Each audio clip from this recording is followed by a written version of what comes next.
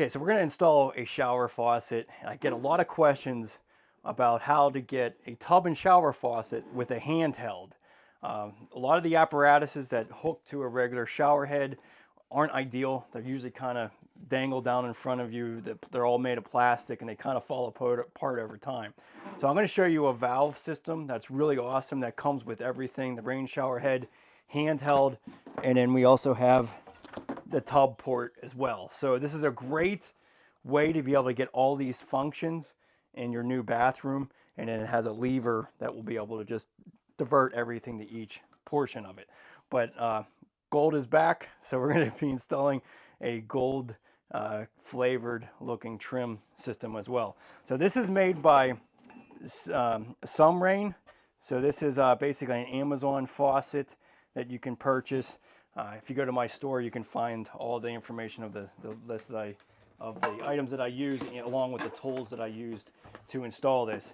But for right now, all of this trim is going to be set later on.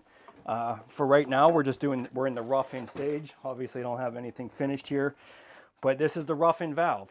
So this is a really simple installation because all it is 1/2-inch male adapters that you thread into each port.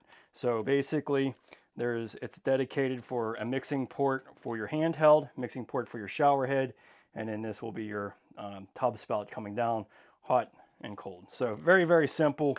It's all contained in one single box. And what's really great about this is I'm going to be able to waterproof very nicely around this box, so that you're not relying on the escutcheon plate. That you're actually, everything's going to be waterproof up to this box.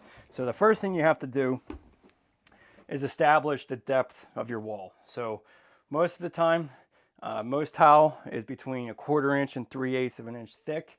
And then you have your thin set layer, which your thin set will vary depending on the size of tile that you install and the method and any unevenness that you might have. Now there's a variance on the actual box, so it's not like you have to know your thin set layer or know everything completely. Just try to reach for the middle of your box here. So there's a couple of grooves on the side of the box. If you stay in the middle of that, you're going to be good. But I'm going to account for 1 inch with my backer board and tile. I'm going to be doing 6x6 tile. They're only 1/4 inch thick, and that doesn't really have a huge thin set layer, usually about 1/8 of an inch or so. But I'm going to give myself 1 inch just to give myself a little bit extra room.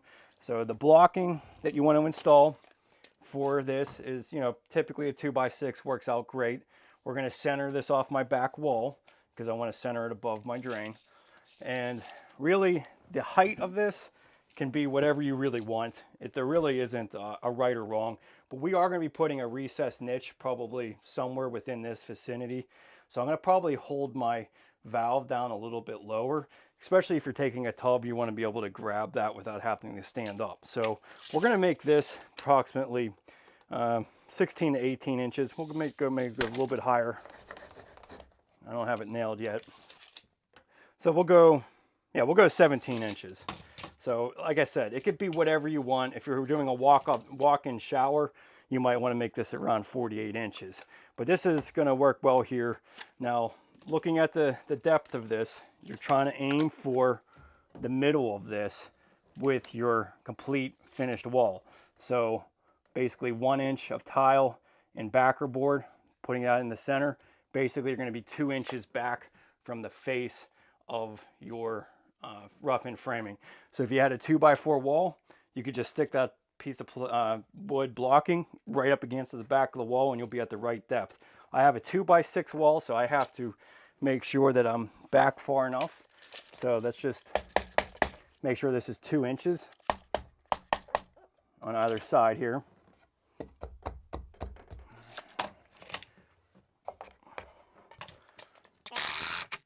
That's 2 inches. Like I said, if you had a regular 2x4 wall, it even makes it easier, because all you do is stick it right to the back of the wall and you're in good shape. We're going to prep our valve first, so let's just take a look at where we're at with this back wall to center. So this has an up indicator. You want to make sure that this is sitting up. All right, this is 16. So we got plenty of room. We can just basically put in our male fittings around here and be able to angle everything up for our packs. So let me go ahead and prep these. So if you were in a pinch, you could use a fitting like this with a male adapter with a 90. This will get you tighter to the wall, you know, if you were tight in any way. But we don't need this. We're going to be able to just use regular straight 1/2 inch male adapters. So you want to prep these before you insert them. It's important to use some Teflon tape. You want to keep your Teflon tape pretty flat, and you want to go counterclockwise with, or clockwise with, I'm sorry, clockwise with the rotation, because basically when you thread this in clockwise, you want it to go with the actual thread. I like to use a little bit of pipe sealant. Just put that over top of the Teflon tape. About 3 to 4 revolutions on the Teflon tape. And then you can just thread this in clockwise with rotation. 4 to 5 revolutions of the Teflon tape. A little bit of the pipe sealant.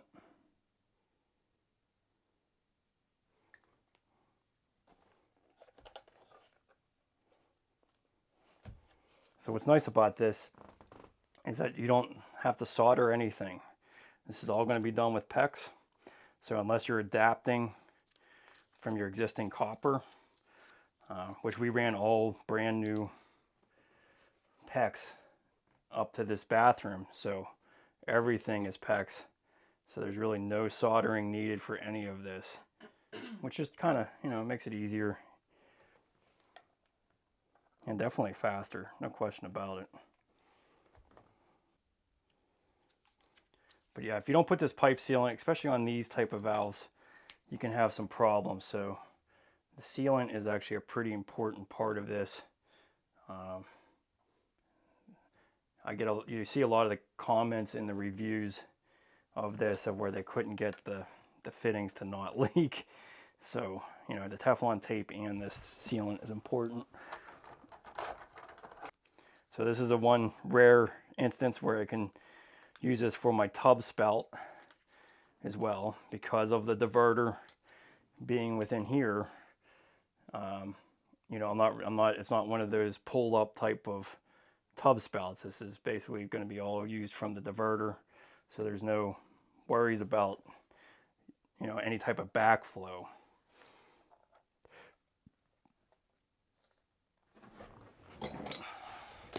Okay, so now that I got them all together, now I can go ahead and tighten them up.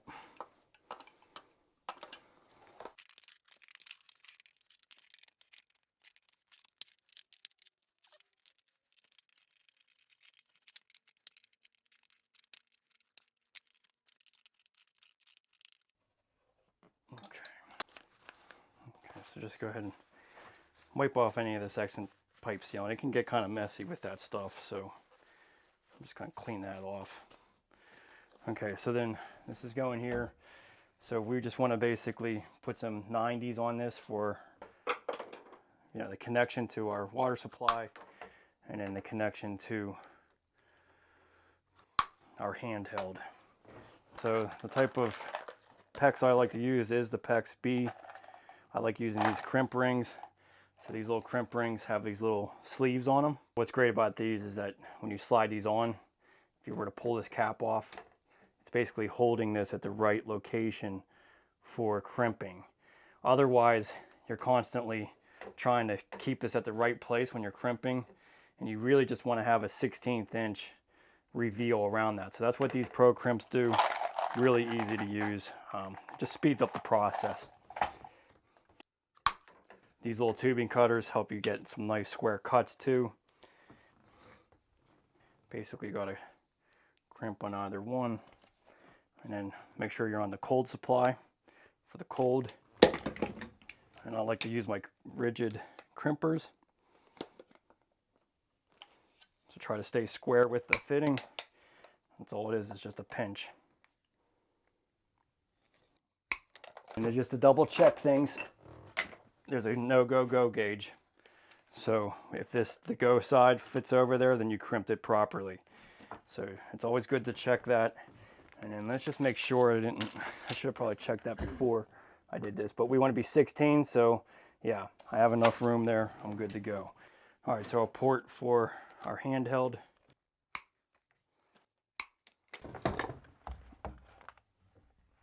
Yeah, I'm gonna go over here. We'll just let that extend up. That's not a problem. We'll just do that. So unfortunately, the output of this is only on the right side, which it does work out a lot of times when you have your tub drain on the left. A lot of times people like to have their handheld in that corner over here, but in this instance I'm having a recessed niche, so I'm putting the handheld on this side.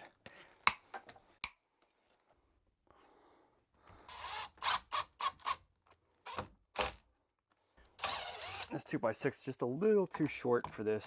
I'm gonna grab another block. That's a little bit easier. Now I got blocking all the way across there.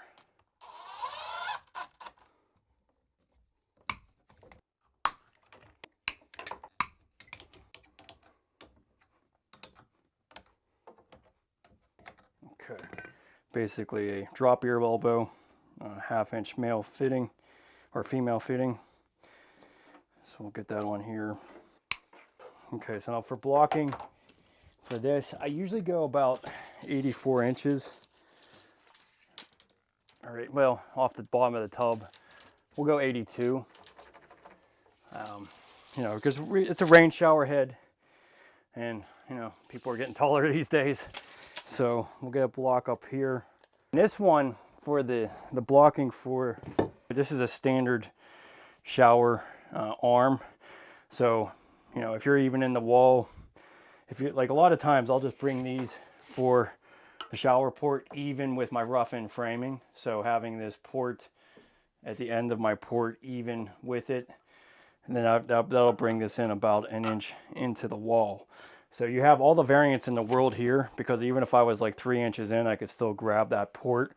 You just don't want to be too far out, or you won't be able to have the escutcheon plate cover these threads. So just keep that in mind when you're putting this together. So this, I'll leave about an inch into the wall.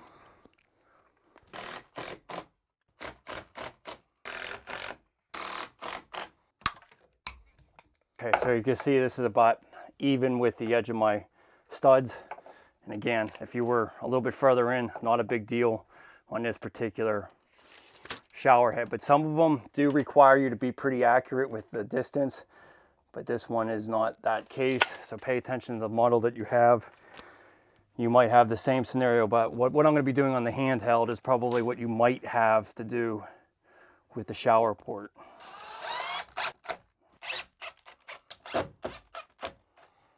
This hangs down. I don't want this dragging on the tub. I just don't think it looks good. So we'll bring this up maybe about here. So what is that? That's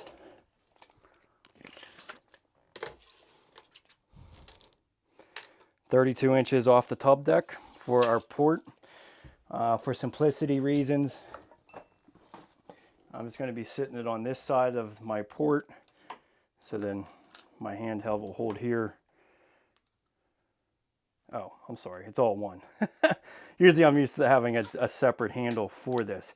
So this is all going to go right here, all in one. So this will connect right there.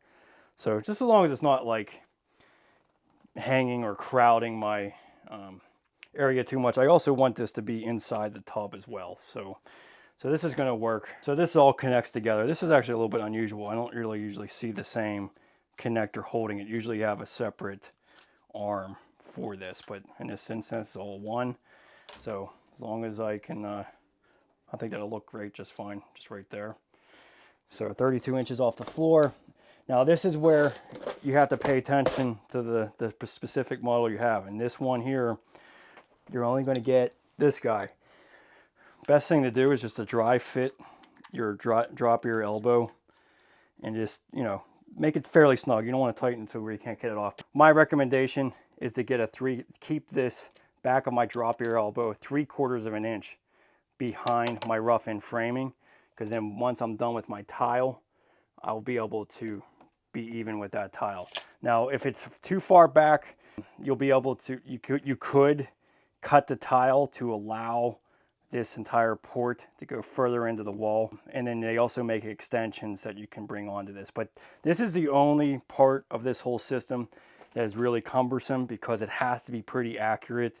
If you're not at the right distance, then you're not going to be able to thread this in properly. So I wish they had a better, you know, adjustability of the depth, but they really don't. And it really is on the scenario of your specific finished wall. So 1/2 inch is about all this is going to stick out of here. So you want to just adjust that to make that fit. But in my instance, I'm just going to keep my blocking 3/4 of an inch back from the front of my framing, and I'll be in good shape. I'm going to use this as a reference for my 3/4 inch thickness, and I'm just going to put that blocking 3/4 inch behind my rough-in framing.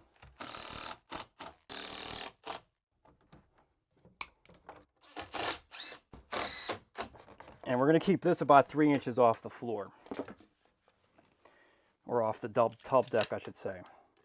So 3 inches is where we're going to stick this, or wherever really actually honestly looks good. Let me take a look at this.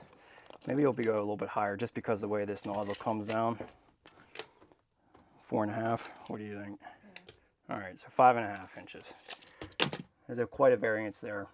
So looking at this, I want to bring this out. This is probably going to be close to the same. 1 inch. So that's about right. So we've got a 1/2 inch. Our blocking's a 1/2 inch behind our rough-in framing on this one.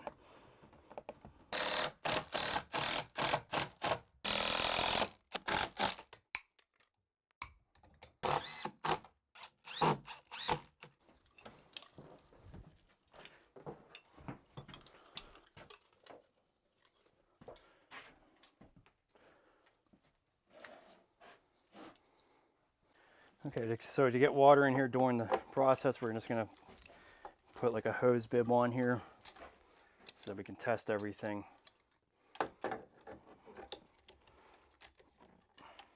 Should do well. And I got some little caps that I kind of reuse on most of my jobs here. 1/2 inch caps. You can see I have thin set all over them from all the jobs.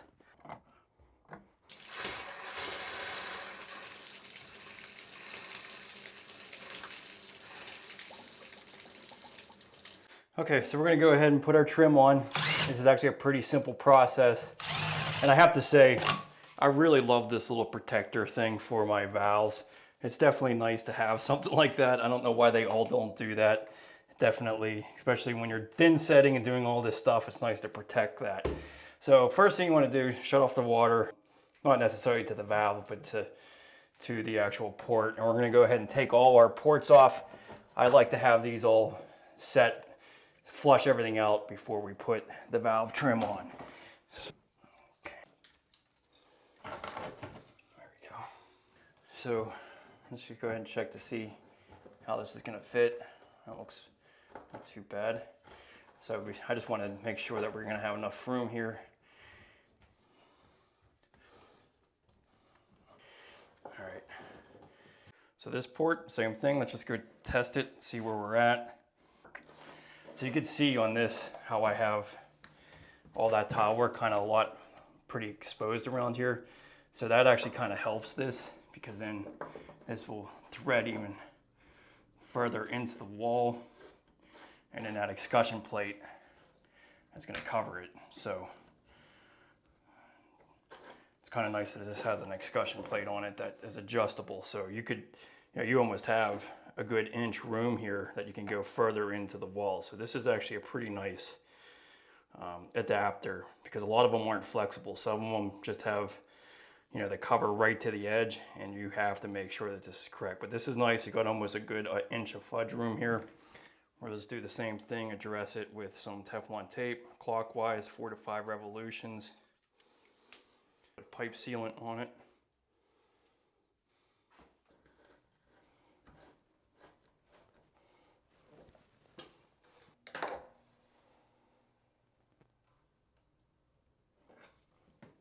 Okay, I'm going to hold this escutcheon plate back, and we're going to put a bit of silicone behind there. basically just using the 100% silicone that's for the corners. So we'll just put some in here. You could use clear silicone, just as long as it's silicone. Because a lot of water is going to hit this part of the plate, and you don't want water getting behind it, even though that we do have some waterproofing behind there as well.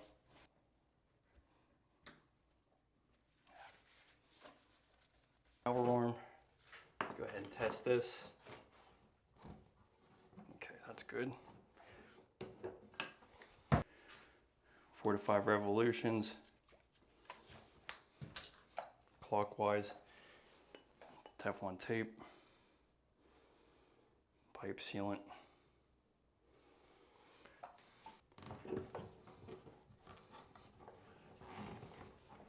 So you'll be able to get this hand tightened until about 2, well, maybe not, yeah, 2 o'clock. Oh, this one's 1 o'clock.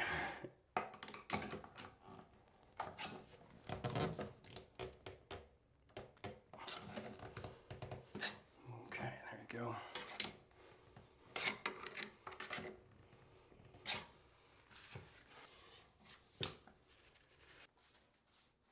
All right, so let's go ahead and flush this out. Make sure that rubber gasket's in here. We'll connect it to this. I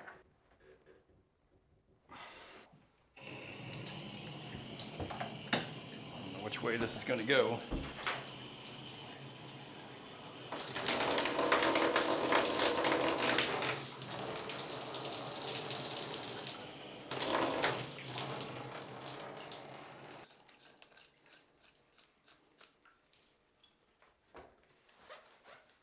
Okay, shower head, as long as you got that little rubber gasket in there, you shouldn't need any Teflon tape for this. Just thread it on.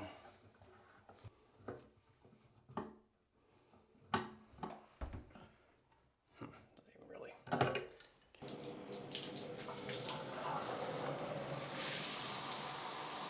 Got really nice pressure. That's really nice pressure. That's amazing. It's absolutely amazing. For 200 bucks, 250 bucks for this whole setup. I've seen $700 rain shower heads that don't have this kind of flow. So very, very impressive. That is an awesome rain shower head. Okay, so this little plastic sheathing, you try to use a utility knife or you can use an oscillating tool. And I might actually just use the oscillating tool. You just want to cut this back flush with the tile.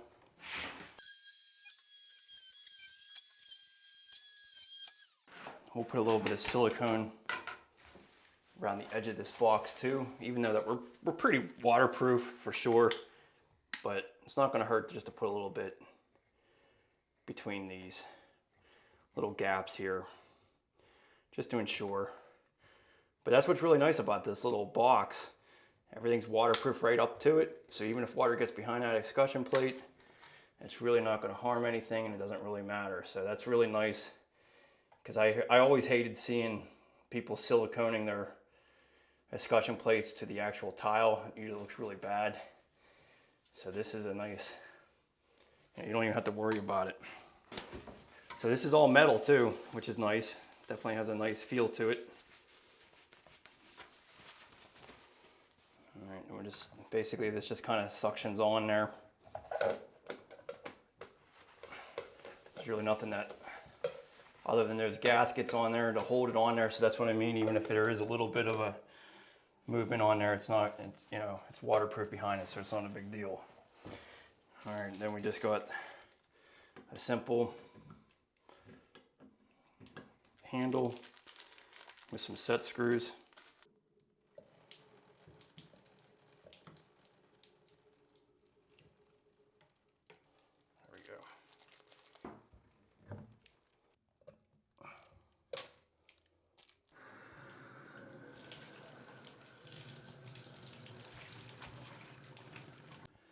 So I have a problem. I had a little bit of a leak on my tub faucet. So if you ever purchased one of these Amazon faucets, they're pretty unforgiving with where the drop ear elbow needs to be. Basically, there isn't really any fudge room on this apparatus for the tub spout. It essentially just has an O-ring on it. So when you pull this out, you can see this just has a little O-ring on it. And so there isn't really any adjustment here. It has to be exactly where it's at. And I was off on what my membrane plus tile was going to be.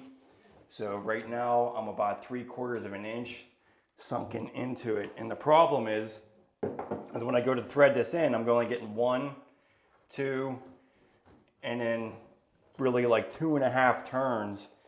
And it's not enough to get those threads to seal into my drop ear elbow. So unfortunately what I'm going to have to do is cut out some of this tile. So let me just go ahead and mark this, because what's nice is that it at least does have an escutcheon plate that I can slide over top of this. So I have plenty of room to cover that, but I'm going to have to cut this tile out so that I can get this further back in and get another rotation on my tub spout. So I'm going to just mark this, and this is, we're just going to have to cut this tile out. So how I'm going to do that is using my Calidad diamond bit.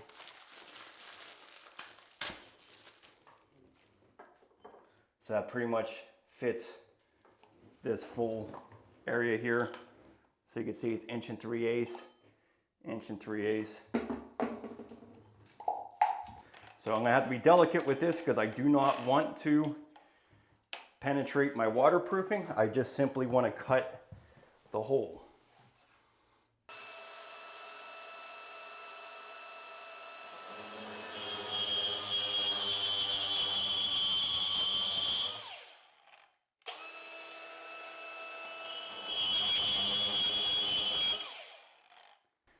It's like butter.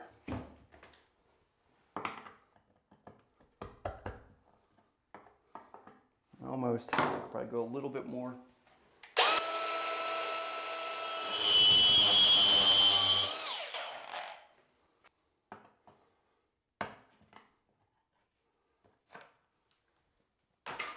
That does cut pretty nicely, I have to say.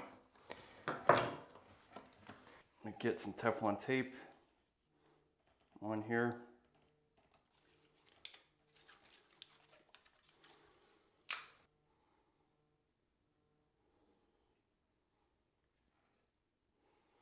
A little bit of pipe sealant.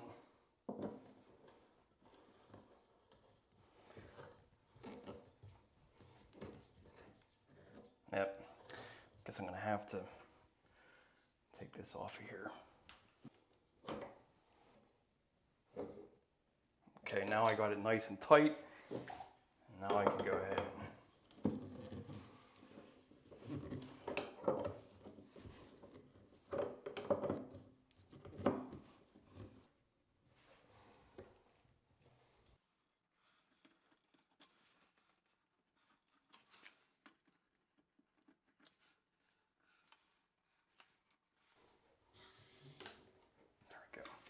Much better. Now I have it all nice and tight there. That works out well. So not all of them are going to be able to be as easy as this because some of them don't have escutcheon plates, but that is a solution. And my advice would be try to get that drop ear elbow here 1/2 inch from your finished surface, which is sometimes very difficult to gauge what you need it to be.